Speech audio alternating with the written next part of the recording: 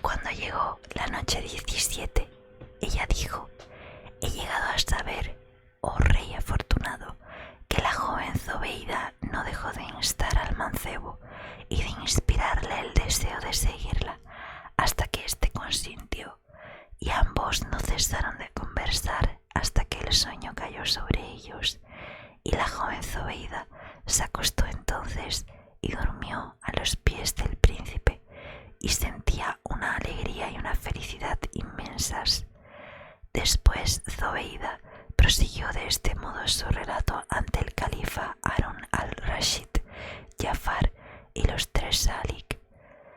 Cuando brilló la mañana nos levantamos y fuimos a revisar los tesoros, cogiendo los de menos peso, que podían llevarse más fácilmente y tenían más valor. Salimos de la ciudadela y descendimos hacia la ciudad, donde encontramos al capitán y a mis esclavos, que me buscaban desde el día antes, y se regocijaron mucho al verme, preguntándome el motivo de mi ausencia. Entonces les conté lo que había visto, la historia del joven y la causa de la metamorfosis de los habitantes de la ciudad, con todos sus detalles, y mi relato los sorprendió mucho.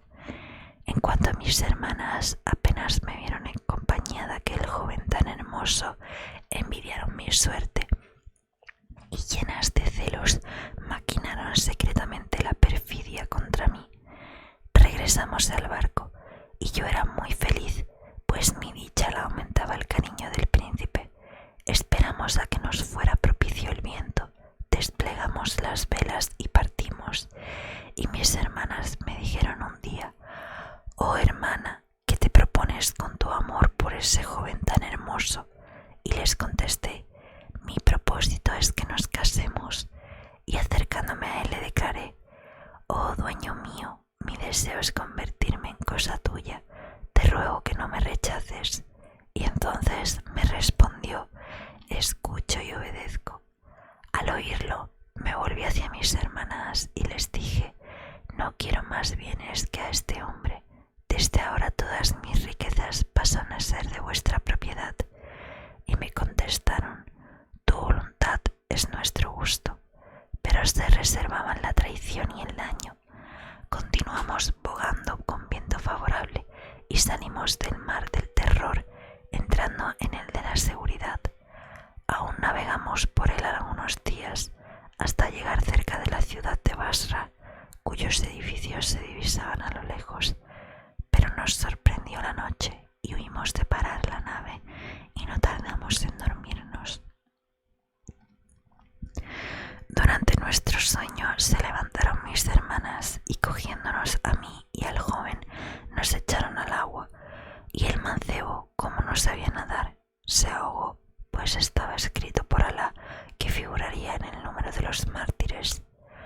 En cuanto a mí, estaba escrito que me salvaría, pues en cuanto caí al agua, Alá me benefició con un madero en el cual cabalgué y con el cual me arrastró el oleaje hasta la playa de una isla próxima.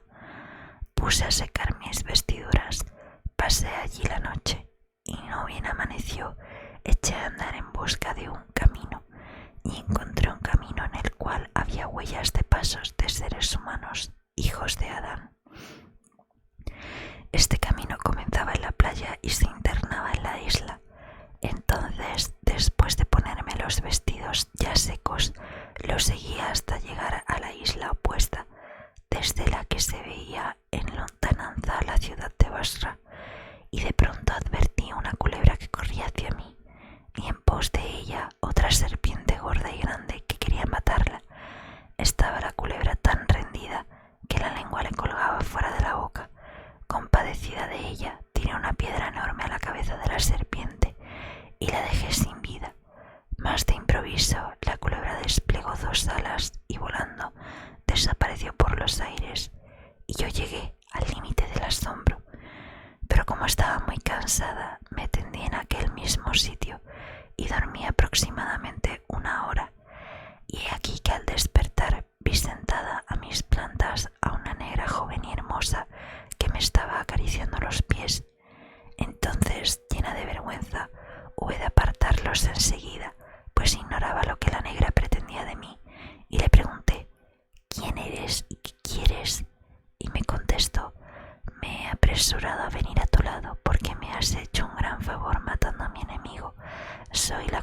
quien libraste de la serpiente.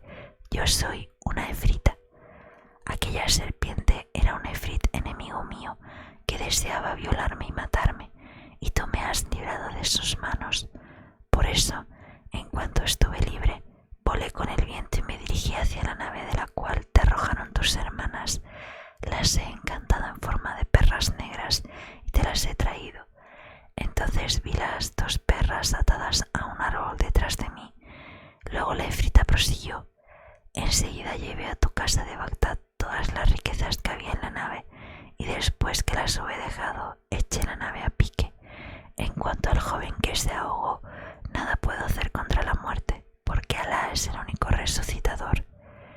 Dicho esto, me cogió en brazos, desató a mis hermanas, las cogió también, y volando nos transportó a las tres, sanas y salvas, a la azotea de mi casa de Bagdad, o sea, aquí mismo. Y encontré perfectamente instaladas todas las riquezas y todas las cosas que había en la nave, y nada se había perdido ni estropeado. Después me dijo la efrita: por la inscripción santa del sello de Soleimán, te conjuro que todos los días pegues a cada perra 300 latigazos, y si un solo día se te olvida cumplir esta orden, te convertiré también en perra. Y yo tuve que contestarle: escucho y obedezco. Y desde entonces, oh príncipe de los creyentes, las empecé a azotar para besarlas después, llena de dolor por tener que castigarlas. Y tal es mi historia. Pero he aquí, oh príncipe de los creyentes, que mi hermana Amina te va a contar la suya, que es aún más sorprendente que la mía. Ante este relato, el califa Harun al-Rashid llegó hasta el límite más extremo del asombro, pero quiso satisfacer del todo su curiosidad, y por eso se volvió hacia Amina, que era quien le había abierto la puerta la noche anterior, y le dijo: sepamos, oh lindísima joven, cuál es la causa de esos golpes con que lastimaron tu cuerpo. Historia de Amina, la segunda joven. Al oír estas palabras del califa, la joven Amina avanzó un paso y, llena de timidez ante las miradas impacientes, dijo así: oh emir de los creyentes, no te repetiré las palabras de Zobeida acerca de nuestros padres. Sabe pues que cuando nuestro padre murió, yo y Faima, la hermana más pequeña de las 5, nos fuimos a vivir solas con nuestra madre, mientras mi hermana Zobeida y las otras 2 marcharon con la suya. Poco después mi madre me casó con un anciano, que era el más rico de la ciudad y de su tiempo. Al año siguiente murió en la paz de Alá mi viejo esposo, dejándome como parte legal de herencia, según ordena nuestro código oficial, 80.000 dinares en oro. Me apresuré a comprarme con ellos 10 magníficos vestidos, cada uno de 1.000 dinares, y no hube de carecer absolutamente de nada. Un día entre los días, hallándome cómodamente sentada, vino a visitarme una vieja. Nunca la había visto. Esta vieja era horrible. Su cara era más fea que el trasero de un viejo. Tenía la nariz aplastada, peladas las cejas, los dientes rotos, el pescuezo torcido, y le goteaba la nariz. Bien la describió el poeta: vieja de mal agüero, si la viese Eblis le enseñaría todos los fraudes sin tener que hablar, pues bastaría con el silencio únicamente. Podría desenredar a 1000 mulos que se hubieran enredado en una telaraña y no rompería la tela. Sabe echar sortilegios y cometer todos los horrores. Le ha hecho cosquillas en el ano a una niña, cohabitó con un adolescente, ha fornicado con una mujer madura y excitó hasta lo increíble a una anciana. La vieja me saludó y me dijo: oh señora llena de gracias y cualidades, tengo en mi casa una joven huérfana que se casa esta noche y vengo a rogarte. Alá otorgará la recompensa a tu bondad, que te dignes honrarnos asistiendo a la boda de esta pobre doncella tan afligida y tan humilde, que no conoce a nadie en esta ciudad y solo cuenta con la protección del Altísimo. Y después Entonces la vieja se echó a llorar y comenzó a besarme los pies. Yo, que no conocía su perfidia, sentí lástima de ella y le dije: escucho y obedezco. Entonces dijo: ahora me ausento con tu venia, y entre tanto vístete, pues al anochecer volveré a buscarte. Y besándome la mano se marchó. Fui entonces al hamán y me perfumé. Después elegí el más hermoso de mis 10 trajes nuevos. Me adorné con mi hermoso collar de perlas, mis brazaletes, mis ajorcas y todas mis joyas, y me puse un gran velo azul de seda y oro, y el cinturón de brocado y el velillo para la cara, luego de prolongarme los ojos con col. Y he aquí que volvió la vieja y me dijo: oh señora mía, ya está la casa llena de damas, parientes del esposo, que son las más ninajudas de la ciudad. Les avisé de tu segura llegada, se alegraron mucho y te esperan con impaciencia. Llevé conmigo algunas de mis esclavas y salimos todas andando hasta llegar a una calle ancha y bien regada, en la que soplaba fresca brisa, y vimos un gran pórtico de mármol con una cúpula monumental de mármol y sostenida por arcadas. Y desde aquel pórtico vimos el interior de un palacio tan alto que parecía tocar las nubes. Penetramos y, llegados a la puerta, la vieja llamó y nos abrieron, y a la entrada encontramos un corredor revestido de tapices y colgantes. Colgaban del artesonado lámparas de colores encendidas, y en las paredes había candelabros encendidos también y objetos de oro y plata, joyas y armas de metales preciosos. Atravesamos este corredor y llegamos a una sala tan maravillosa que sería inútil describirla en medio de la sala, que estaba tapizada con sedas. Aparecía un lecho de mármol incrustado de perlas y cubierto de un mosquitero de raso. Entonces vimos salir del lecho una joven, tan bella como la luna, y me dijo: marhaba, Alán, Wasalan, oh hermana mía, nos haces el mayor honor humano. Anastina, eres nuestro dulce consuelo, nuestro orgullo. Y para honrarme recitó estos versos del poeta: si las piedras de la casa hubiesen sabido la visita del huésped tan encantador, se habrían alegrado en extremo, inclinándose ante la huella de tus pasos para anunciarse la buena nueva, y exclamarían en su lengua: Alán, Uasalan, honor a las personas adornadas de grandeza y de generosidad. Luego se sentó y me dijo: oh hermana mía, he de anunciarte que tengo un hermano que te vio cierto día en una boda, y este joven es muy gentil y mucho más hermoso que yo, y desde aquella noche te ama con todos los impulsos de un corazón enamorado y ardiente. Y él es quien ha dado dinero a la vieja para que fuese a tu casa y te trajese aquí con el pretexto que he inventado. He hecho todo esto para encontrarte en mi casa, pues mi hermano no tiene otro deseo que casarse contigo este año, bendecido por Alá y por su enviado, y no debe avergonzarse de estas cosas porque son lícitas. Entonces oí tales palabras y me vi conocida y estimada en aquella mansión. Le dije a la joven: escucho y obedezco. Entonces, mostrando una gran alegría, dio varias palmadas, y a esta señal se abrió una puerta y entró un joven como la luna, según dijo el poeta. Ha llegado a tal grado de hermosura que se ha convertido en una obra verdaderamente digna del Creador, una joya que es realmente la gloria del orfebre que hubo de cincelarla. Ha llegado a la misma perfección de la belleza. No te asombres si enloquece de amor a todos los humanos. Su hermosura resplandece a la vista por estar inscripta en sus facciones. Juro que no hay nadie más bello que él. Al verle, se predispuso mi corazón en favor suyo. Entonces el joven avanzó y fue a sentarse junto a su hermana, y enseguida entró el cadí con 4 testigos que saludaron y se sentaron. Después el cadí escribió mi contrato de matrimonio con aquel joven.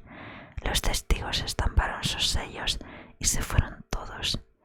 Entonces el joven se me acercó y me dijo: sea nuestra noche bendita.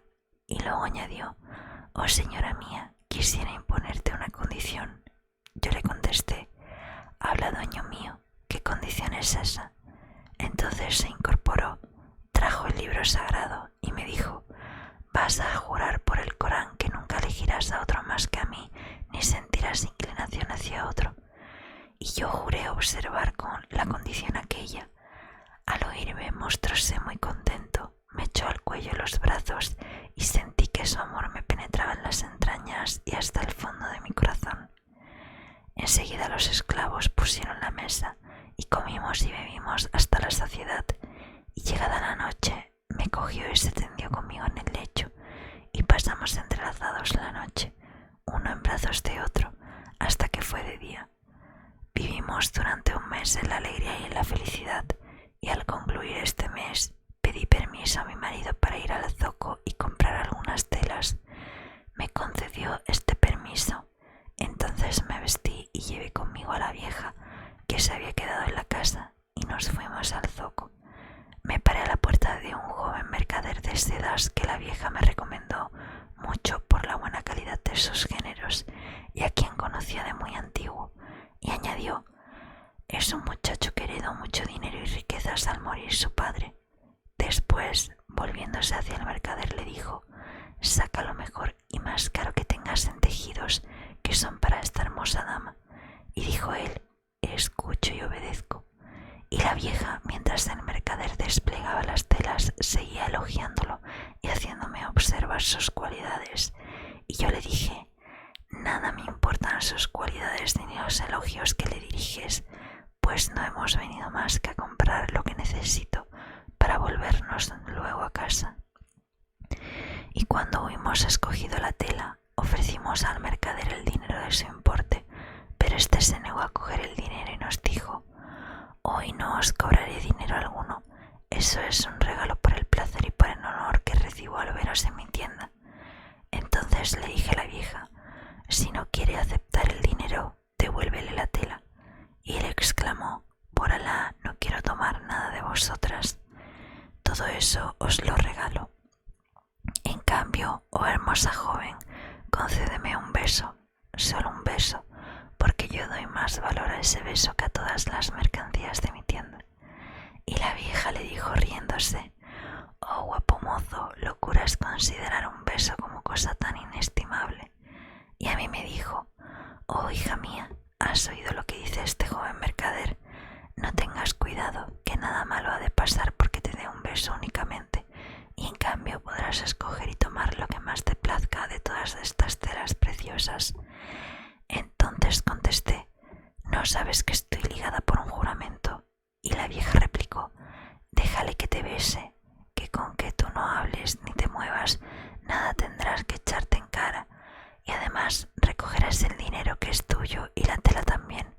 Y tanto siguió encareciéndolo la vieja que tuve de consentir, y para ello me tapé los ojos y extendí el velo, a fin de que no vieran nada los transeúntes. Entonces el mercader ocultó la cabeza debajo de mi velo, acercó sus labios a mi mejilla y me besó, pero a la vez me mordió tan bárbaramente que me rasgó la carne y me desmayé de dolor y de emoción. Cuando volví en mí, me encontré hinchada en las rodillas de la vieja, que parecía muy afligida.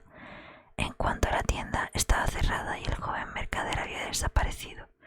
Entonces la vieja me dijo: Alá sea loado por librarnos de mayor desdicha. Y luego añadió: ahora tenemos que volver a casa.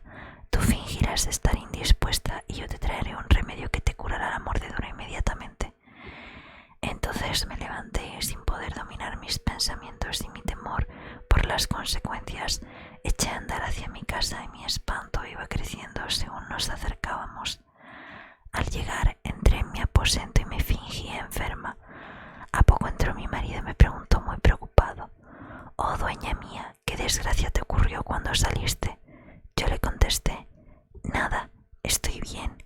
Entonces me miró con atención y dijo: «¿Pero qué herida es esa que tienes en la mejilla, precisamente en el sitio más fino y suave?» Y yo le dije entonces: «Cuando salí hoy con tu permiso a comprar esas telas, un camello cargado de leña ha tropezado conmigo en una calle llena de gente, me ha roto el velo y me ha desgarrado la mejilla según ves. Oh, qué calles tan estrechas las de Bagdad. Entonces se llenó de ira y me dijo: mañana mismo iré a ver al gobernador para reclamar contra los camelleros y leñadores, y el gobernador nos mandará ahorcar a todos. Al oírle le repliqué compasiva: por Alá sobre ti, no te cargues con pecados ajenos. Además, yo he tenido la culpa por haber montado en un borrico que empezó a galopar y cocear. Caí al suelo y por desgracia había allí un pedazo de madera que me ha desollado la cara, haciéndome esta herida en la mejilla. Entonces exclamó él: mañana iré a ver a Jafar al-Barmaki y le contaré esta historia para que maten a todos los arrieros de la ciudad. Y yo le repuse: pero vas a matar a todo el mundo por causa mía. Sabes que esto ha ocurrido sencillamente por voluntad de Alá y por el destino a quien gobierna. Al oírme, mi esposo no pudo contener su furia y gritó: oh pérfida, basta de mentiras, vas a sufrir el castigo de tu crimen. Y me trató con las palabras más duras, y a una llamada suya se abrió la puerta y entraron 7 negros terribles que me sacaron de la cama y me tendieron en el centro del patio. Entonces mi esposo mandó a uno de estos negros que me sujetara por los hombros y se sentara sobre mí, y al otro negro que se apoyase en mis rodillas para sujetarme las piernas, y enseguida avanzó un tercer negro con la espada en la mano y dijo: oh mi señor, le asestaré un golpe que la partirá en 2 mitades. Y el otro negro afiadió: y cada uno de nosotros cortará un buen pedazo de carne y se lo echará a los peces del río de la Delja, pues así debe castigarse a quien hace traición al juramento y al cariño.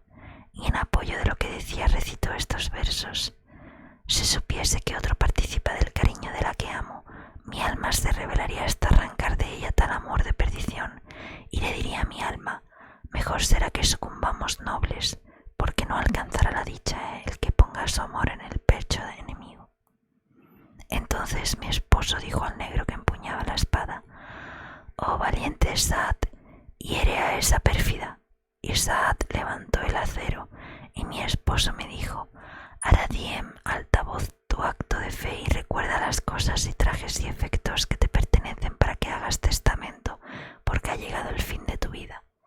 Entonces le dije: oh servidor de Alá, el óptimo, dame nada más que el tiempo necesario para hacer mi acto de fe y mi testamento. Después levanté al cielo la mirada, la volví a bajar y reflexioné acerca del estado mísero e ignominioso en que me veía arrasándome en lágrimas los ojos, y recité llorando estas estrofas: encendiste en mis entrañas la pasión que enfriaste después, hiciste que mis ojos velaran largas noches para dormirte luego, pero yo te reservé un sitio entre mi corazón y mis ojos. ¿Cómo te ha de olvidar mi corazón, ni han de cesar de llorarte mis ojos? Me habías jurado una constancia sin límite, y apenas tuviste mi corazón me dejaste.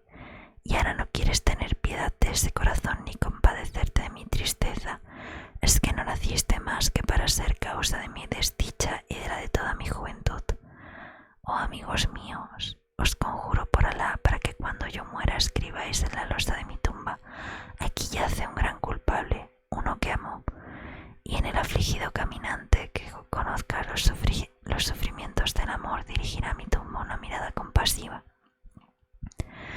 Terminados los versos, seguía llorando, y al oírme y ver mis lágrimas, mi esposo se excitó y enfureció más todavía, y dijo estas estrofas: si así dejé a la que mi corazón amaba, no ha sido por hastío ni cansancio, ha cometido una falta que merece el abandono, ha querido asociar a otro nuestra aventura, cuando ni mi corazón, ni mi razón, ni mis sentidos pueden tolerar sociedad semejante.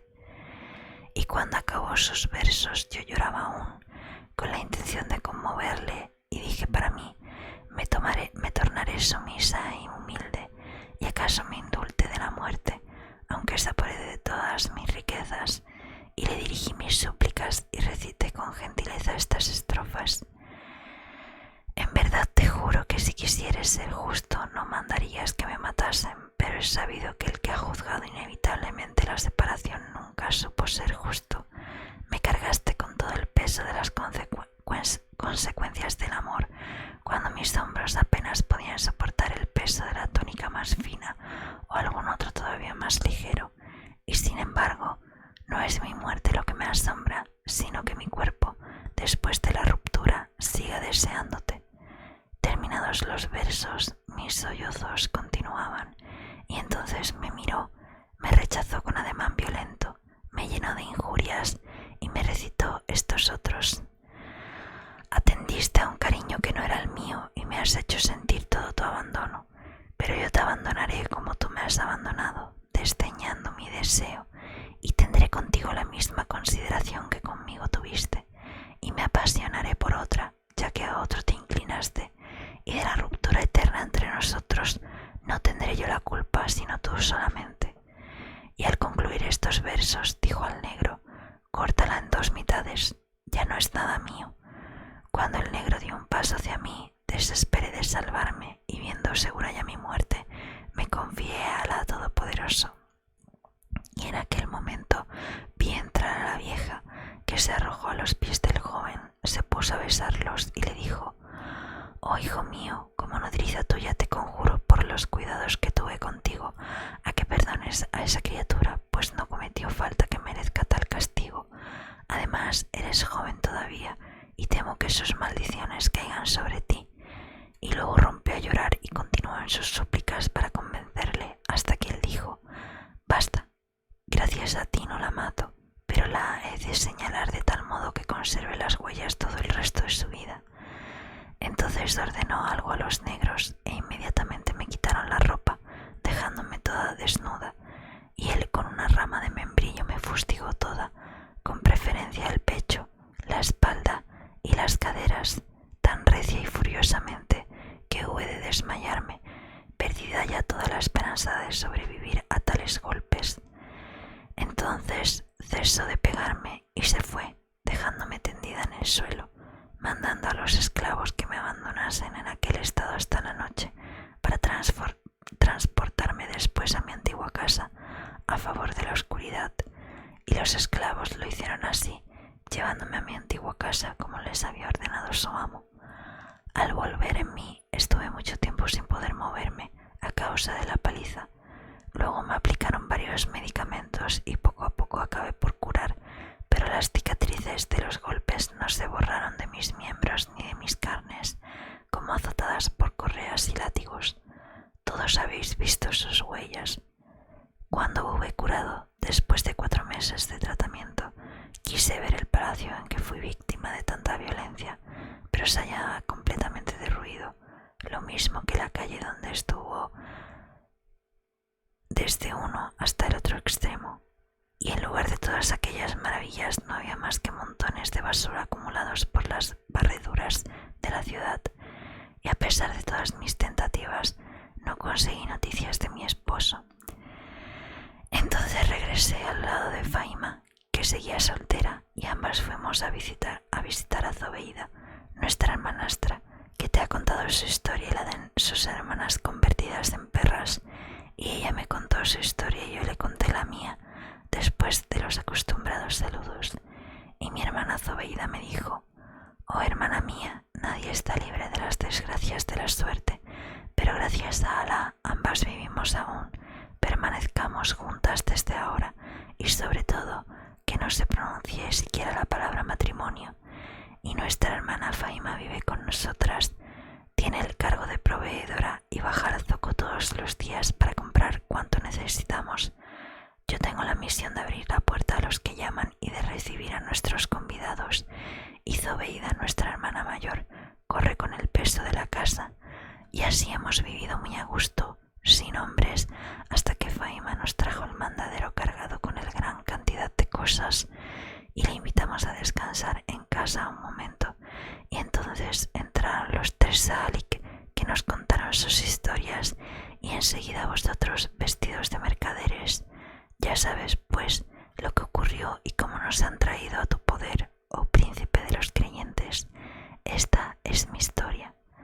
Entonces el califa quedó profundamente maravillado, y en este momento de su narración, Sherezada vio aparecer la mañana y se calló discretamente.